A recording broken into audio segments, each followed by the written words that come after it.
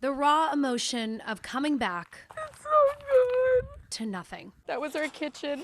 Rubble and ash where a home once stood. It's just gone. Everything is just gone. All around them, not a house still standing. We know these people, and these people have lost everything. It's not just us.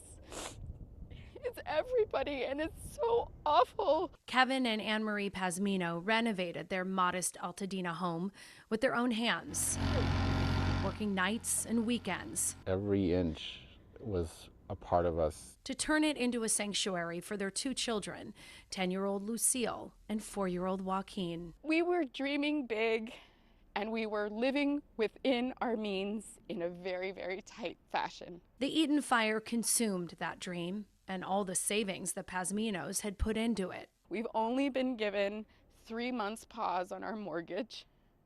The interest will still accrue. That was a TV. And now they have to pay rent on top of their mortgage. Rent covered by insurance if they can find a place to take them. After we're done with this, we're going to go and look to try and find some places. But it's hard because we have our dog and our cat, and so many places won't take pets.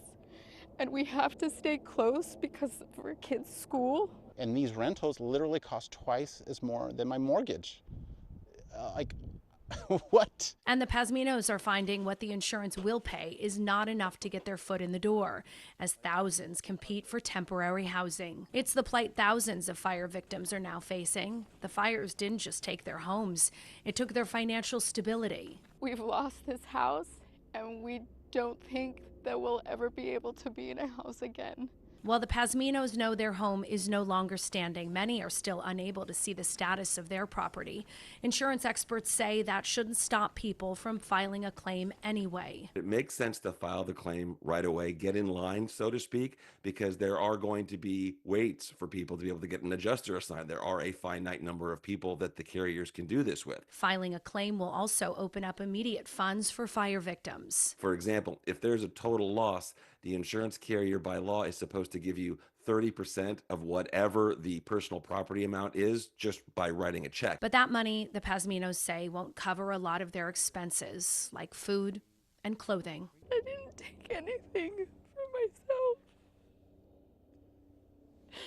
I didn't take anything. And then there's the looming long-term question, what do they do with their property? Then the options that they're given by state regulation is to either rebuild where they are, rebuild somewhere else, which is nice, or to purchase an existing home somewhere else. And they will still get the full replacement cost that the policy offers, including building code upgrades, which is a little bit of a sweetener because you wouldn't normally need building code upgrades to buy another house. The Pazminos don't know how they'll have enough money to rebuild. Lumber's more expensive than when they started fixing up their house in 2017. Their old interest rate was just 3%. For now, they're telling their children that one day they will have a place to call home again. And you're just holding them and you're just trying to tell them it's going to be okay. You know, we mommy and daddy did it once, we can do it again.